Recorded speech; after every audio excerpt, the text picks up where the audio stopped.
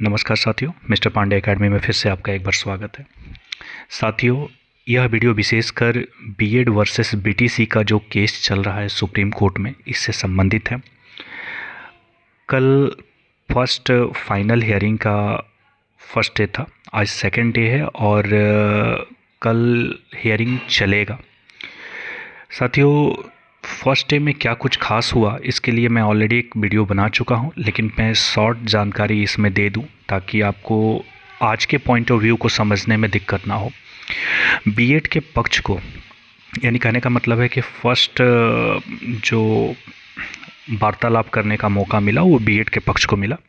तो बीएड पक्ष के तरफ से जो वरिष्ठ वकील थे उन्होंने अपने पक्ष को बहुत बेहतर ढंग से रखने का प्रयास किया। साथ ही साथ एनसीटी के जो वकील साहिबा थी वो भी अच्छे तरीके से अपने पक्ष को रखने में समर्थ थी, उन्होंने रखा भी। बहुत जज साहब कुछ बातों से कन्विंस थे, कुछ बातों से कन्विंस नहीं थे। उनका कहना था कि बीएड के वकील से पूछना था कि अगर डीएलएड एक ऑलरेडी एलिजिबल में है और बीएड को एलिजिबल कर रहे हैं तो ब्रिज कोर्स की आवश्यकता क्यों पड़ रही है। ये आर्गूमेंट पर बीएड की तरफ से कोई स्पष्ट जानकारी नहीं दी गई, जिससे वो थोड़े असंतुष्ट प्रतीत हुए, यानी जज साहब थोड़े असंतुष्ट दिखे। साथ ही साथ इस तरीके के तमाम खट्टे मीठे वार्तालाप होते गए, आगे कन्वर्सेशन बढ़ते गया। एनसीटी से भी पूछा गया कि जो आपने ये निर्णय लिया है ये किस आधार पे लिया है, इसका मूलभूत आधार क्या है, इसको स्पष्ट कीजिए। एनसीटी से जो वकील साहिबा आई थी उन्होंने भी अपने पक्ष को रखा। कुछ खट्टे मीठे वार्तालाप इसमें भी हुए, बहुत कुछ कन्विंस हुए और कुछ कन्विंस नहीं हुए, यानी जज साहब कुछ बातों पे कन्विंस थे, कुछ पे नहीं थे। ये आर्गूमेंट पूरा होने के बाद कल का समय बीत चुका था और मौका था आज बीटीसी के तरफ से अपने पक्ष को रखने का। तो बीटीसी की तरफ से सबसे पहले जो पक्ष रखने का कार्यक्रम शुरू हुआ वो स्टेट गवर्नमेंट के वरिष्ठ वकील द्वारा चालू किया गया। देखिए, मैटर ये है, बीएड वर्सेस बीटीसी मैटर अब नहीं रह गया है। यह सिर्फ कहने के लिए है। मैटर हो गया है कि स्टेट गवर्नमेंट ने जो डिसीज़न लिया है और इस सेंट्रल गवर्नमेंट ने जो एनसीटी के माध्यम से जो डिसीज़न दिया है, इन दोनों के बीच में जो तालमेल नहीं बैठा है, इससे संबंधित अब मैटर बन गया। इसलिए जो फर्स्ट वकील साहब जो थे उन्होंने जानकारी देने का प्रयास किया, वो स्टेट गवर्नमेंट को मौका मिला। तो स्टेट गवर्नमेंट के जो वकील थे अपने पक्ष को रखें। जज साहब बहुत आर्गूमेंट चला, अपने अपने पक्ष तरीके से जज साहब कन्विंस होने का प्रयास किए। उन्होंने बहुत सारे लॉजिक थिंकिंग दिए, वो थिंकिंग पर जज एग्री नहीं हुए। फिर उन्होंने आखिर आर्गूमेंट में पूछा इस चीज़ को कि प्रॉब्लम क्या हो रहा है, किस तरीके से हो रहा है, आपने ऐसा क्यों किया, कैसे किया। खट्टे मीठे बहुत वार्तालाप हुए। करीबन ये भी जो आर्गूमेंट चला अभी 2.5 घंटे तक चलता ही रहा। अभी जस्ट ख़त्म हुआ, मैं तुरंत वीडियो इसके संबंध में बना रहा हूँ। अब मौका आया स्टेट गवर्नमेंट के तरफ से बात करने का, उन्होंने रखा। इसके ठीक पश्चात बीटीसी के द्वारा, अभ्यर्थियों के द्वारा वकील के तौर पर कपिल सिब्बल जी को उतारा गया। और कपिल सिब्बल जी जाने माने एक बेहतर वकील में जाने जाते हैं। बीएड के तरफ से भी पटियाला सर थे, शायद नाम पटियाला ही सर है, अगर कुछ गलती हो तो माफ़ी चाहेंगे। तो कपिल सिब्बल जी जब अपने आर्गूमेंट को प्रस्तुत करना चालू किए तो वरिष्ठ वकील हैं, कुछ मिस्टेक तो हो ही जाते हैं। उन्होंने भी एक छोटी सी मिसअंडरस्टैंडिंग हो गई दोनों पक्ष के बीच में, चूँकि कुछ काउंटर अफिडेविट होती है जो देना पड़ता है, कोर्ट में पहले सबमिट करना पड़ता है। ये काउंटर अफिडेविट सही समय से सबमिट नहीं हो पाया तो बीएड के जो वकील थे वो नाराज़गी पेश किए कि बिना काउंटर अफिडेविट आप डाले, हमारे तक पहुंचा नहीं, आप इस संबंध में मतलब तुरंत का तुरंत बताना चालू कर दिए हैं, इससे संबंधित कोई हमें सूचना नहीं दी गई। तो खैर उनका भी गुस्सा होना लाजमी था और काफ़ी ज़्यादा थोड़ा सा हाइपर भी हुए, लेकिन कपिल सिब्बल जी बहुत शालीनता से इस मोमेंट को हैंडल किए और जज साहब भी कन्विंस थे। अब कपिल सिब्बल जी आहिस्ता आहिस्ता अपनी बातों को रखना चालू किए।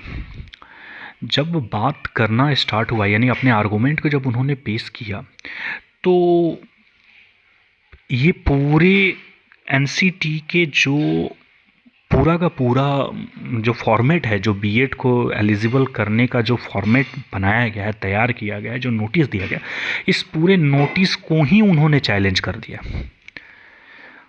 यानी वो बीएड के तरफ नहीं गए, वो उनका थ्योरी ये था कि हम एक ही बार नोटिस ही खारिज करवा देंगे, ऑलरेडी बीएड खारिज हो जाएगा।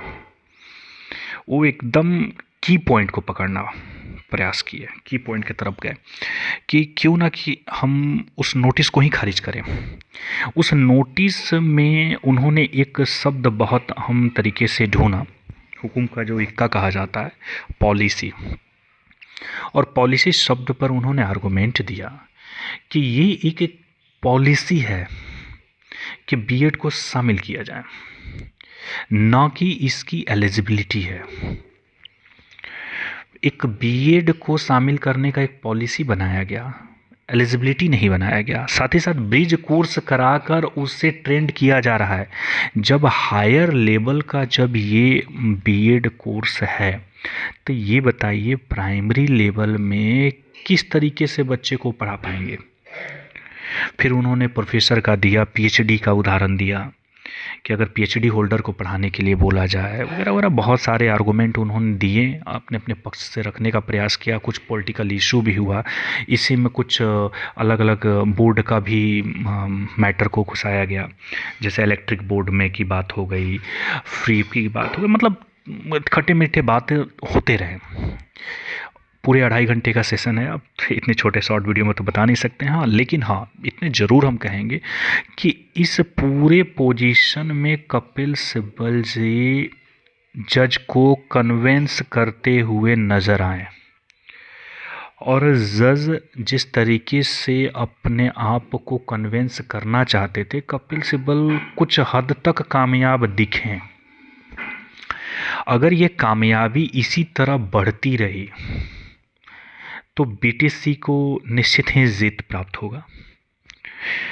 अब देखना ये है कि जज कैसे कन्विंस होते हैं। अब एनसीटी अपना आर्गूमेंट फिर पेश करेंगे, यानी ये बहस चलेगी। इस बहस को यूं ही समाप्त नहीं किया जा सकता है, ये बहस चलेगी और इसमें कांटे की लड़ाई चल रही है।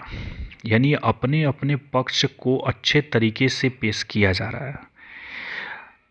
देखिए, इसमें किसी की जीत और हार की बात नहीं है, इसमें बात है ये कि जब सरकार कोई निर्णय लेता है तो वह सही तरीके से लेता है या नहीं, इस पक्ष की बात अब रह गई है। यानी सरकार ने जो पॉलिसी बीएड को एक ही बार दे दिया कि हाँ, बीएड को एलिजिबल कर दिया जाए, उसको 1 to 5 में मौका दिया जाए, तो उसने जो मौका दिया, क्या वो मौका सिर्फ एक वोट बैंकिंग के लिए था, या फिर पूरे सिचुएशन को हैंडल करते हुए, देखते हुए इसमें मौका दिया?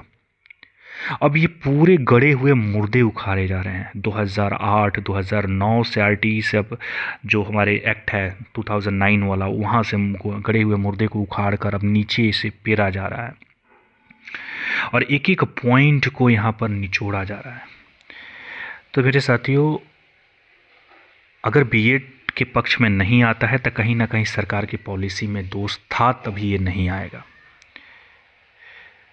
अगर सरकार के पॉलिसी में दम है, अगर दम होगा, तो डेफिनेट है एनसीटी अपना जो गज़ट है वो बचाने में कामयाब होगी। थोड़ा सा इंतज़ार और कीजिए, कल भी बहस चलेगा। इस बहस पर आगे क्या होगा, कैसे होगा, यह सारी जानकारी इस चैनल के माध्यम से आप तक पहुंचाने का मैं काम करूंगा। और धैर्य बनाए रखिए। बहुत सारे अभ्यर्थी हमारे निराश भी होंगे, बहुत सारे उत्साह भी होंगे। थोड़ा सा धैर्य बनाइए, सब कुछ आपके पक्ष में होगा। बशर्ते अगर कोई चीज़ हमारे अनुकूल नहीं होती है तो वो गलत नहीं है, इसको दिल में बसा के रखिए। मिलते हैं फिर नेक्स्ट अपडेट में। जय हिंद।